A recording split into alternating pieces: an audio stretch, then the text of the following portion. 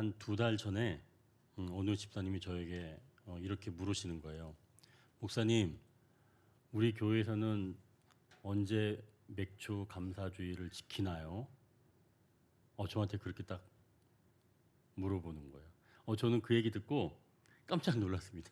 왜 놀랐냐면 그 집사님이 이야기하기 전에 제가 결심을 했거든요. 이번 맥주 감사주일은 광고하지 말고 그냥 지나가자. 제가 사실은 그렇게 생각을 했었거든요. 근데 그 집사님께서 저한테 그렇게 언제가 맥주 감사주일이래요? 그렇게 물어보셔서 제가 순간 느낀 감정은 부끄러움이었습니다. 이 교회를 개척한다 이제라고 하면 이 사람들은 돈이 많이 필요하겠다 교회가. 그래서 사실은 개척교회를 이렇게 섬기기 어려워하는 그런 경향들이 있습니다. 그래서 어떤 분은 또 저한테 조심스럽게 이걸 또 물으시는 거예요. 빚이 좀 있으시죠? 그러는 거예요. 그러니까 교회를 개척하는데 이제 빚을 지지 않았냐. 왜 그러면 이제 이런 시설들을 보고 인테리어 하려면 4, 5천만 원 이상 더 들어가거든요. 그러니까 이제 이런 환경들을 보고 그분은 걱정하는 마음에서 그렇게 이야기를 하셨습니다. 제가 이제 이야기를 했죠. 하나님께서 다 채워주셨어요. 근데 그렇게 말씀을 드렸는데도 몇 번이고 또 물어보시는 거예요. 빚은 얼마 안 되시죠? 또는 얼마 좀 있으시죠? 이렇게. 그래서 참 모든 분들이 그렇게 생각하는구나. 사실은 제가 교회 개척을 위해서 그 기도 제목들이었어요. 빚을 내가면서 할 수 있는 여력도 없으니까 하나님 채워주십시오. 그리고 교회를 하나님께서 허락하시면 우리가 넉넉하게 감당하고도 남음이 있도록 하나님 채워주십시오. 그렇게 다 기도 제목으로 거의 1년 동안 기도했었죠. 여러분 어때요? 우리 교회 오시면서 우리 언더교회 오시면서 풍성하게 나누고 계시죠? 먹는 것들도 그렇고 무슨 개척교회가 이렇게 막 풍성해요? 그런 분도 계셨어요. 다른 교회 오시다가 이 얘기는 제가 그 집사님의 물음을 듣고 그래 하나님께서 하시는 건데 내가 너무 앞서 나갔구나. 오히려 그 집사님 통해서 하나님께서 저를 좀 책망하신다는 그런 마음이 들었습니다. 그래서 제가 이제 그분의 그 음성을 주님의 음성으로 듣고 몇 주 전부터 제가 광고를 했잖아요. 오늘 맥주 감사주일로 지키겠습니다. 그래서 이제 오늘 이렇게 맥주 감사주일로 지키게 되었습니다. 자, 이제 출애굽기 우리가 계속 나누고 있는데요. 오늘 이제 이 맥주절이라서 본문을 조금 이제 그 순서대로 안 하고 좀 나중에 있는 23장의 본문을 이제 우리가 같이 나누게 되었는데요.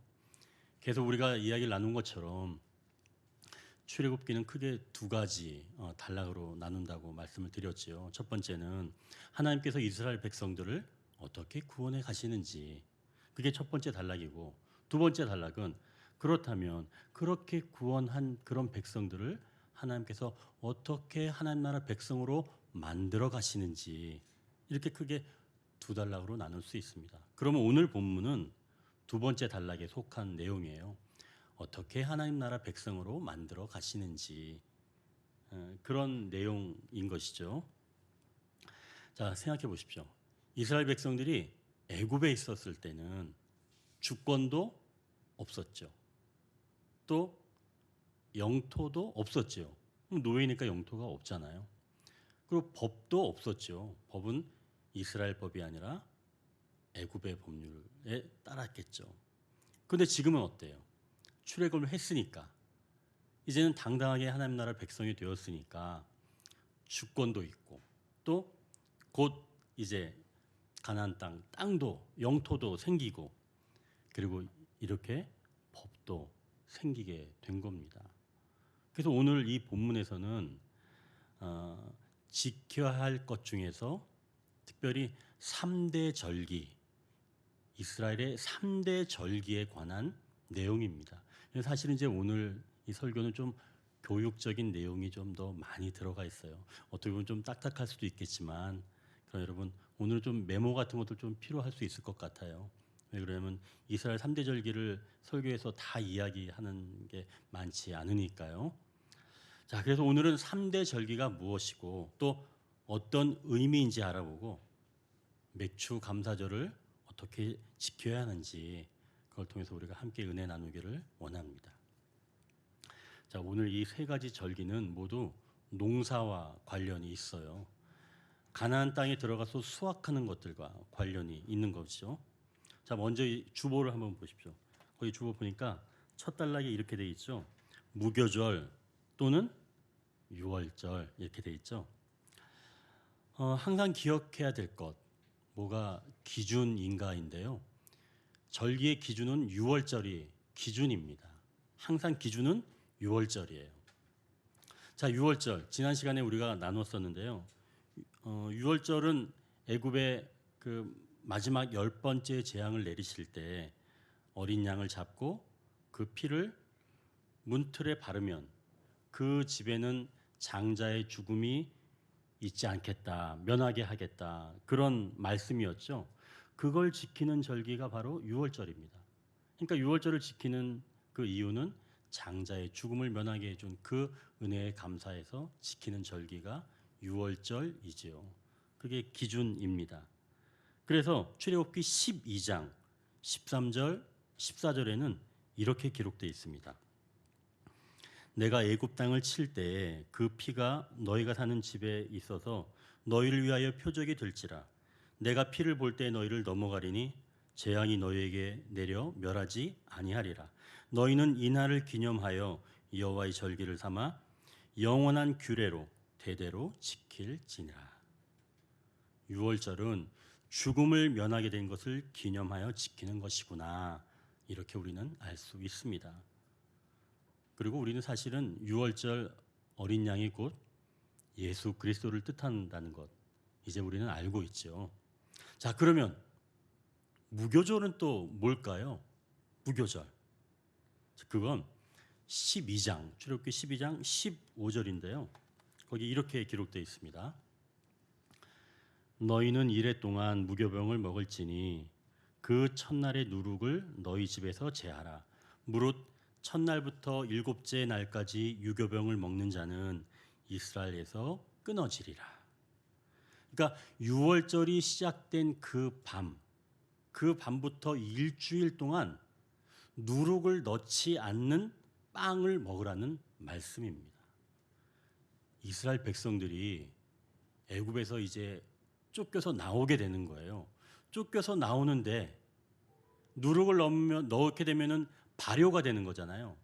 그러면 발효시키는 빵을 먹을 수 있는 그런 시간적인 여유가 없을 거잖아요. 어디에 그 시간이 있겠어요. 그래서 이 신명기 16절 3절에는 이 빵을 고난의 떡이다 이렇게 이야기를 했습니다. 급히 먹는. 그래서 고난을 의미한다는 것이죠. 또 누룩은 죄를 상징합니다. 이 누룩이 빵 자체를 변화시키는 거잖아요. 그래서 이 무교절에 누룩을 넣지 않는 빵을 먹는 건 예수 그리스도와 죄를 같이 섞어버릴 수는 없는 거잖아요. 그래서 그 주간 동안은 누룩을 넣지 않는 빵을 먹는 절기, 바로 그러한 절기다. 즉 유월절 어린 양을 기억하는 절기다. 그러한 말씀이지요. 자, 그런데 여러분 이렇게 애굽에서 탈출하게 되었을 때, 즉 노예에서 자유인이 되었을 때 또 얻는 것이 있어요. 영적인 신분도 얻었지만 또 다른 것도 얻는 게 있습니다. 뭘 얻냐면 12장 35절 36절을 보면 이렇게 기록되어 있어요. 이스라엘 자손이 모세의 말대로 하여 애굽 사람에게 은금 패물과 의복을 구하매 여호와께서 애굽 사람들에게 이스라엘 백성에게 은혜를 입히게 하사 그들이 구하는 대로 주게 하심으로 그들이 애굽 사람의 물품을 취하였더라. 이스라엘 백성들이 은금 패물을 얻었다는 내용입니다. 애굽 사람들로부터. 즉 영적인 신분이 변화되면 물질적인 것도 더 얻게 된다는 내용인 것이죠. 너무 감사하죠. 영적인 신분이 변화될 때 물질적인 것도 얻게 된다는 내용입니다. 아니 이게 진짜 그런가? 여러분 궁금하지 않아요? 이게 진짜 그런가? 자, 궁금하다면 이제 옆에 분을 한번 보세요. 지금 옆에 분 봤는데 만약에 그분이 미소를 짓고 있다. 그러면 그분은 영적인 신분이 변화되었고 물질적인 복까지 받은 분이에요. 그러니까 나중에 시간이 되면 지금 살짝 미소 짓고 있는 분한테 나중에 조용히 한번 물어보세요.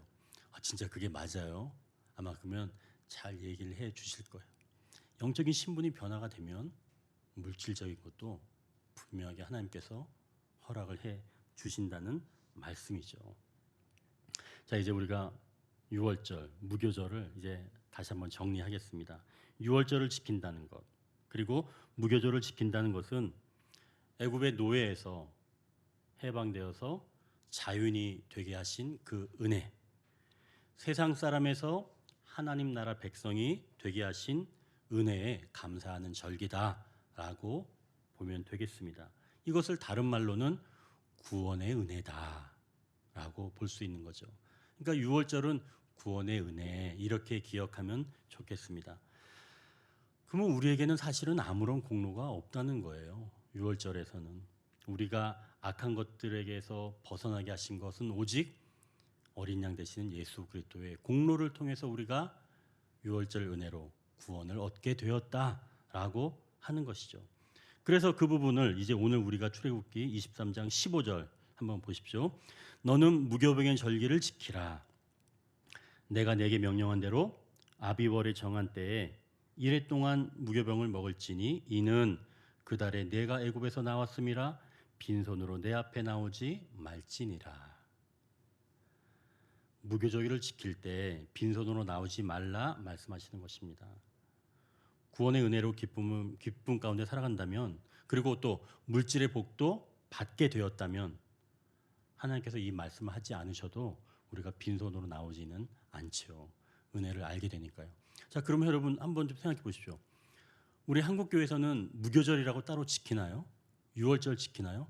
그렇진 않습니다.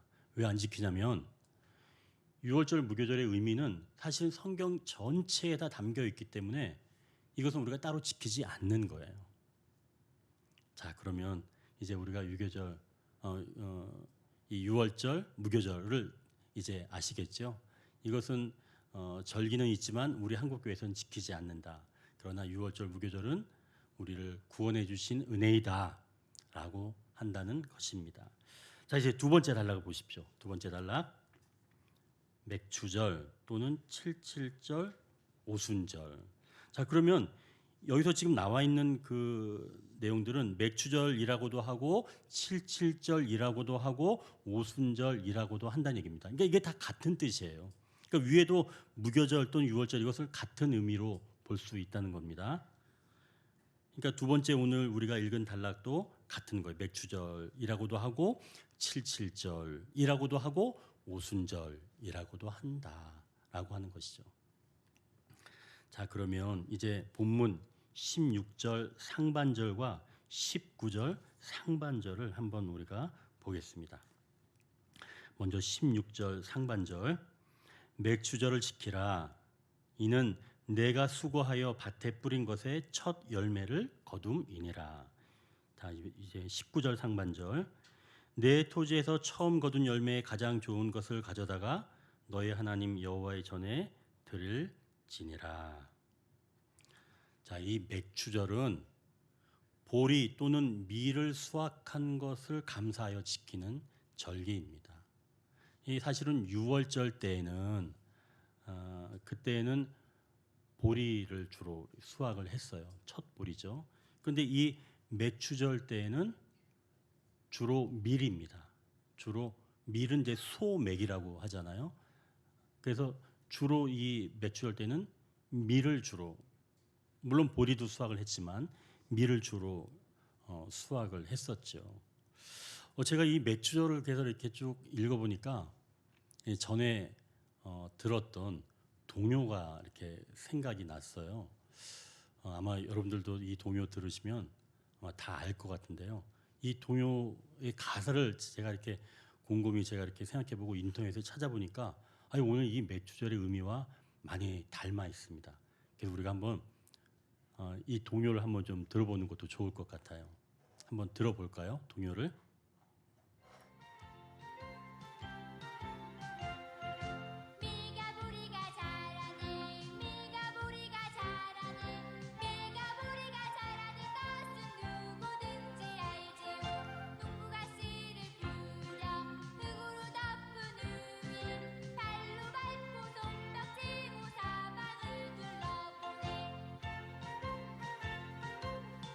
이제 2절입니다.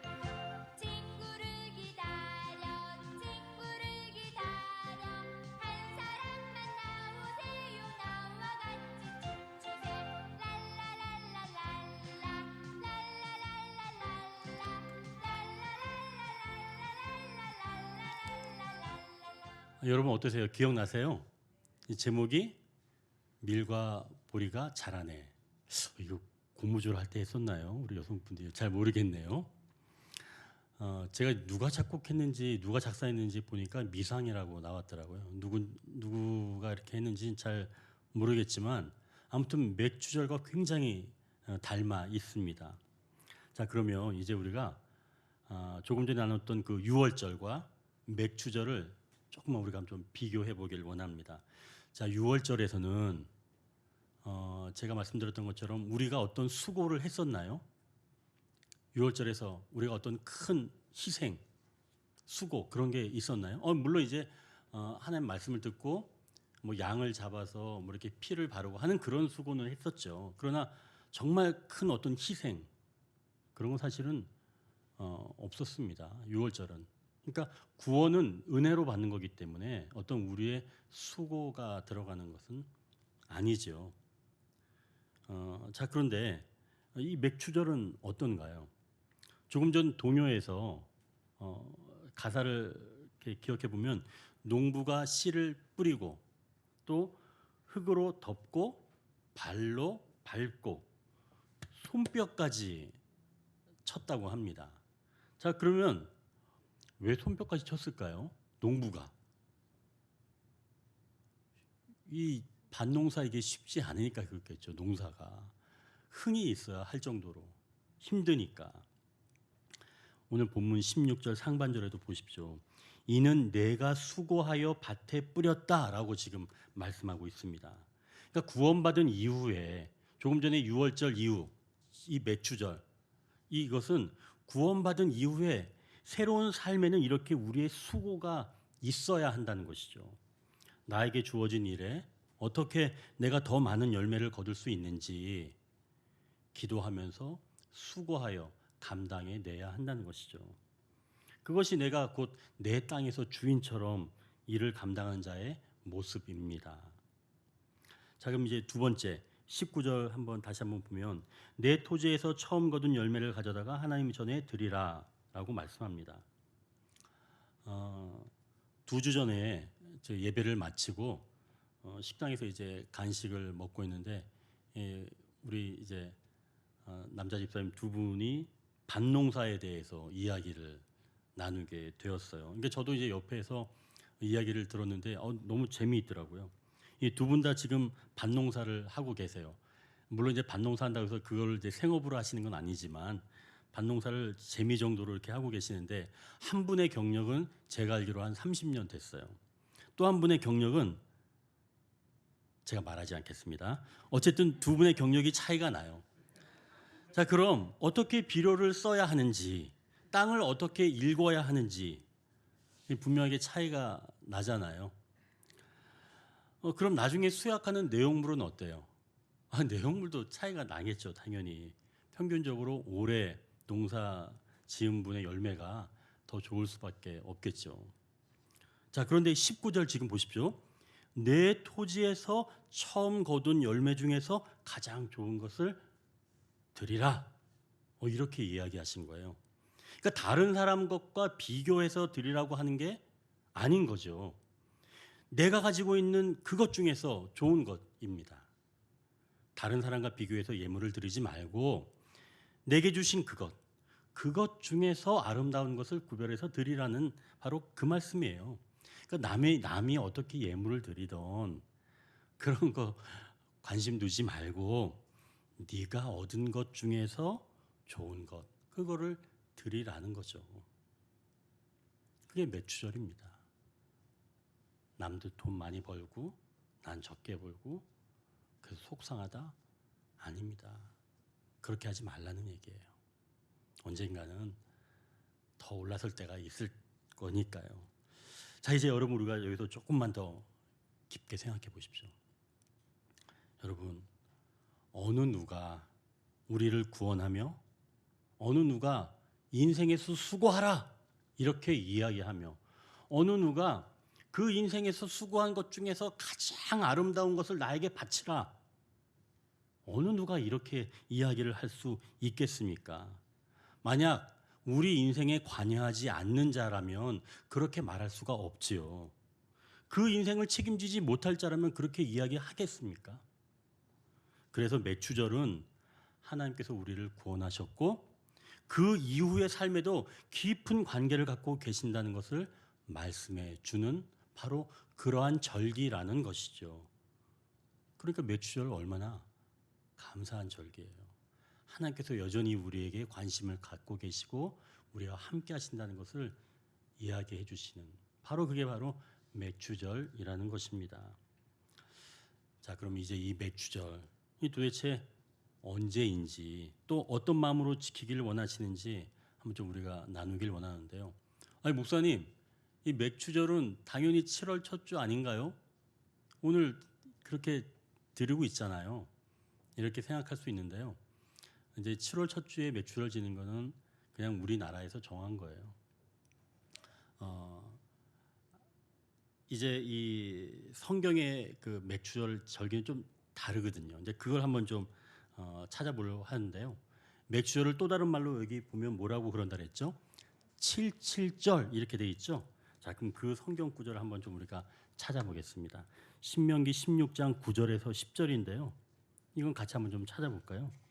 신명기 16장 9절에서 10절입니다.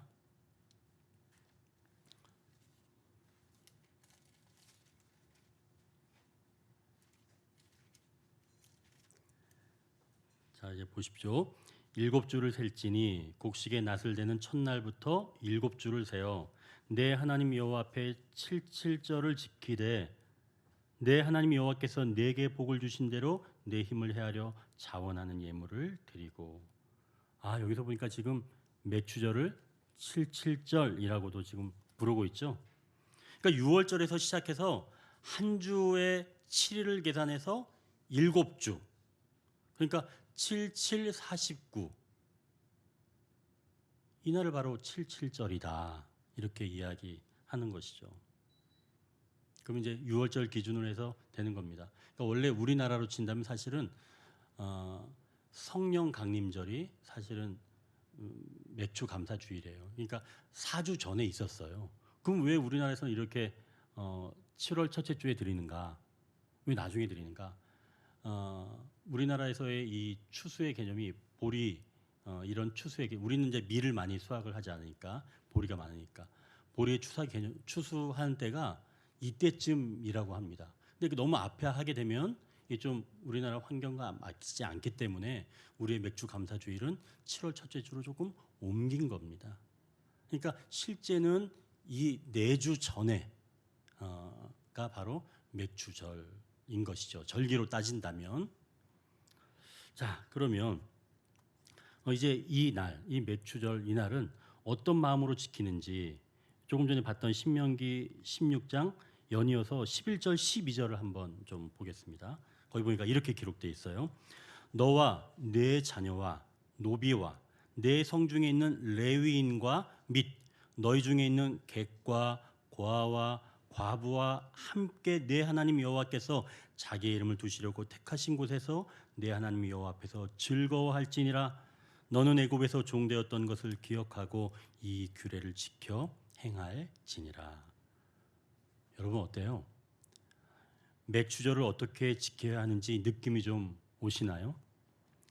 가까이는 내 자녀, 노비, 우리 성중에 있는 레위 사람, 그리고 객, 고아, 과부. 그러니까 성 안에 있는 모든 사람들과 함께 즐거워하는 날이라는 것입니다. 그러니까 맥주절은 어떤 날이에요? 즐거운 날이에요. 무엇을 생각하면서? 애굽에서 종살이 했던 것을 기억하면서 지금 주신 이 자유함을 주변 모든 사람들과 함께 기뻐하라는 말씀인 것이죠. 그래서 맥주절, 또 다른 말로 칠칠절은 축제의 절기입니다. 아까 동요에서 우리 다 같이 춤추자고 한 것처럼 맥주절은 모두 같이 춤추는 날입니다. 우리가 지난 2주 동안 우리 이웃을 위해서 옷이나 가방 등을 모으자고 이야기했었죠. 사실은 이런 의미에서 시작한 겁니다. 우리만 기뻐하는 삶이 아니라 내 주변에 있는 모든 사람이 함께 기뻐할 수 있도록 맥주절을 지키기 위해서 이렇게 구성을 하게 된 것이죠. 자, 이제 맥주절을 조금 더 칠칠절을 조금 더 우리가 깊이 생각해 보기를 원합니다. 자, 이제 우리가 오늘 본문 이게 19절을 다시 한번 보시면 내 토지에서 처음 거둔 열매에 가장 좋은 것을 가져다가라고 말씀합니다. 첫 열매에서 가장 좋은 것이라고 이야기하십니다. 가장 좋은 것을 드리는 거예요. 자, 그러면서 첫 열매를 드리면서 아까 어떤 분위기라고 했었죠? 나에게 있는 가장 좋은 것을 드리니까 초상집 분위기? 아니죠. 지금 축제와 같은 분위기라고 말씀드렸잖아요.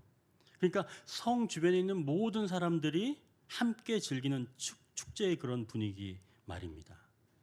그런데 이 출애굽해서 사람들이 그렇게 맥주절, 칠칠절을 축제처럼 즐기는 이런 풍습이 시간이 흘러서 1500년 정도 이렇게 쭉 지속되다가 신약 시대에서 어떻게 연결되었을까요? 이런 풍습이. 그게 이제 고린도전서, 이건 제가 읽어드리겠습니다. 고린도전서 15장 20절에 이렇게 기록되어 있습니다.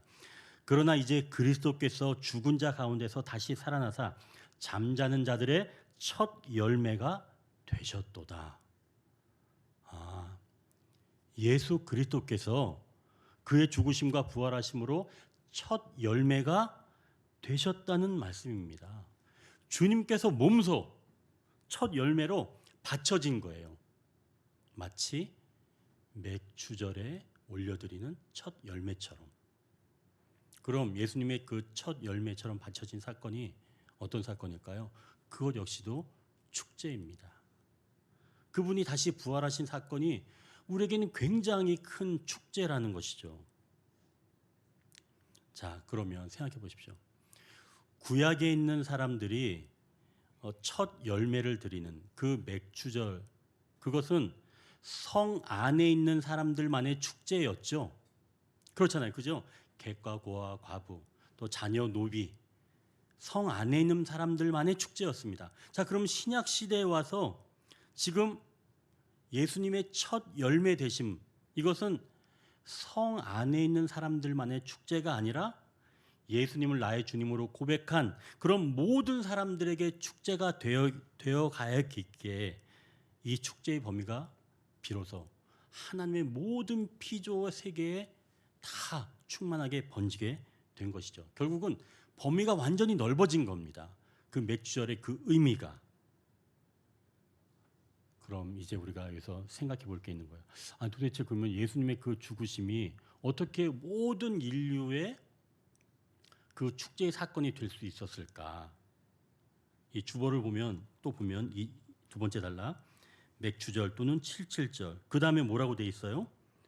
오순절이라고 돼 있죠.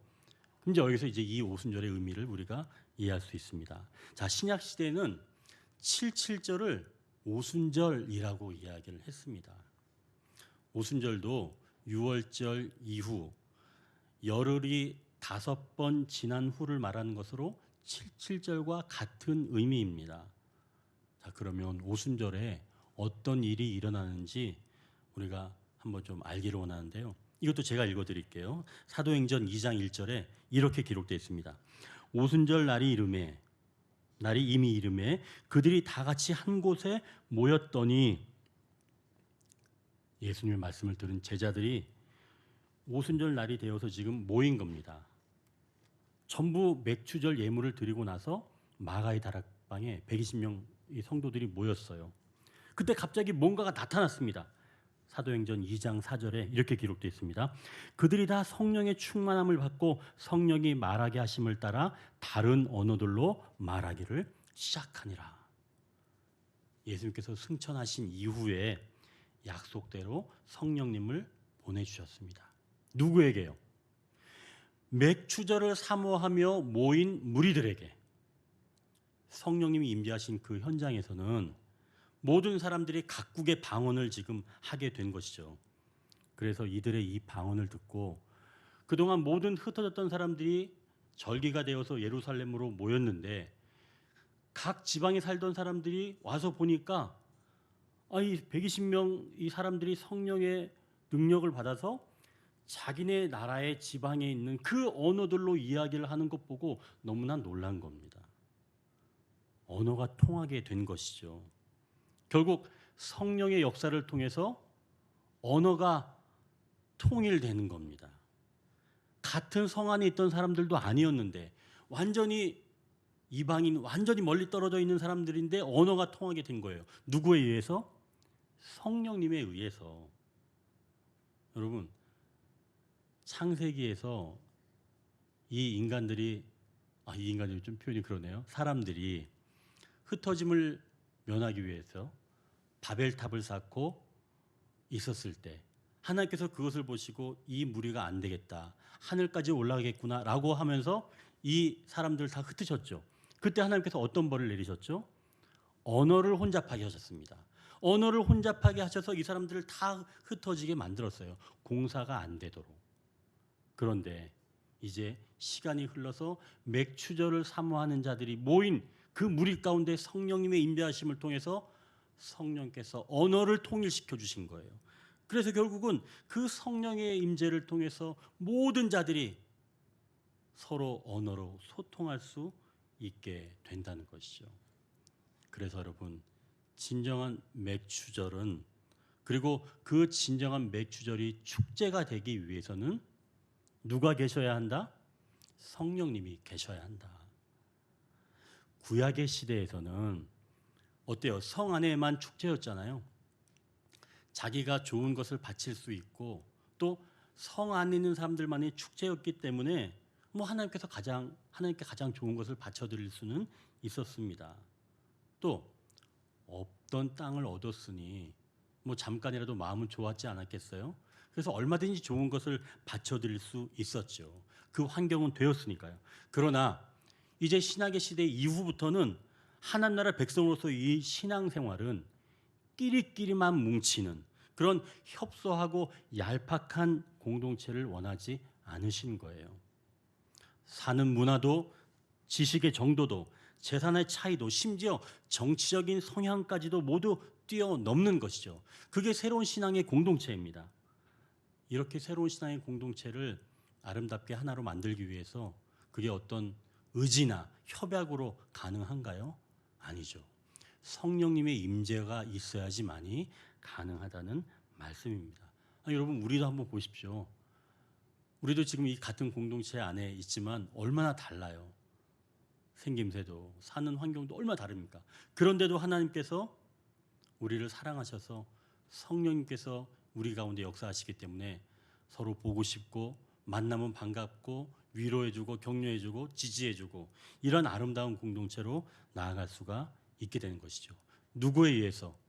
맥주를 사모하는 이런 자들에게 성령님에 의해서.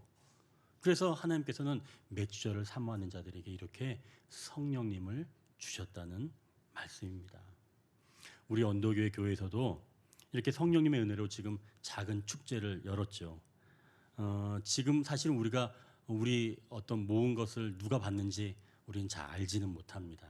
하지만 우리의 이 작은 몸짓을 통해서 받는 그분들이 그래도 우리 이웃이 있구나라고 생각할 수 있고, 또 우리에게는 성령님의 충만한 은혜를 경험케 하시는 줄 믿습니다.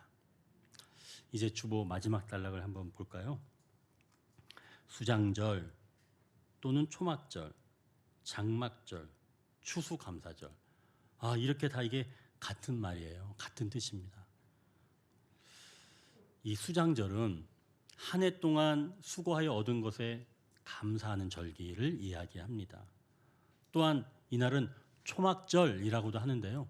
이 초막절은 이스라엘 백성들이 광야에서 40년 동안 수고한 그런 것들을 기념해서 이제 들에 나가서 일주일 동안 정말 초막을 짓고 살아가는 절기다 해서 초막절입니다.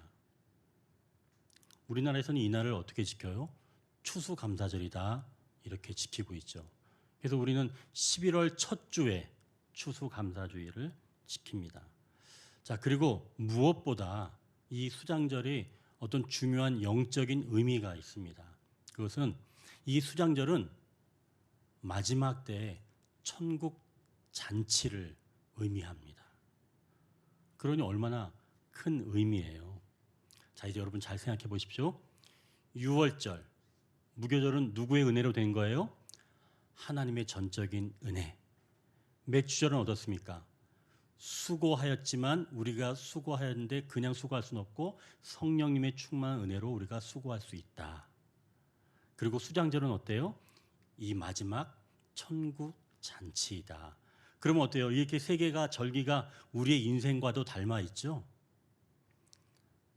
유월절, 맥주절, 수장절, 이것을 통틀어서 우리가 전체의 우리 인생으로도 볼 수 있다는 것이죠. 이제 말씀을 정리합니다. 유월절은 어린 양 되시는 예수 그리스도로 신분이 변화된 것, 이것을 기억하는 절기입니다. 그리고 그날 저녁부터 무교절이 시작되는데, 이 무교절은 일주일 동안 누룩을 넣지 않는 빵을 먹는, 그러면서 어린 양을 기억하는 절기이고, 또 영적으로는 아무런 공로가 없다는 것을 기억하는 절기입니다. 맥주절은 구원받은 백성으로서 수고하여 얻은 것 중에서 가장 좋은 것을 구별하여 드리는 절기입니다. 하지만 예수 그리스도께서 첫 열매가 되어 주셔서 이 맥주절을 사모하는 자들에게 성령님을 선물로 주셨습니다. 그래서 서로 다른 사람들을 사랑할 수 있게 하셨다는 것이죠. 수장절 또는 추수감사주일은 한 해 거둔 열매에 감사하면서 드리는 그런 절기이지만, 동시에 우리 인생의 마지막에서 천국 잔치에 참여하는 것을 의미합니다. 자, 이렇게 볼 때 유월절 어린 양의 은혜로 구원을 받았고, 맥주절의 첫 열매 되시는 주님의 은혜로 성령님과 동행하는 삶을 살고, 수장절의 은혜로 마지막에 천국 잔치에 참여할 수 있게 된다. 바로 그러한 말씀이지요. 기도하겠습니다.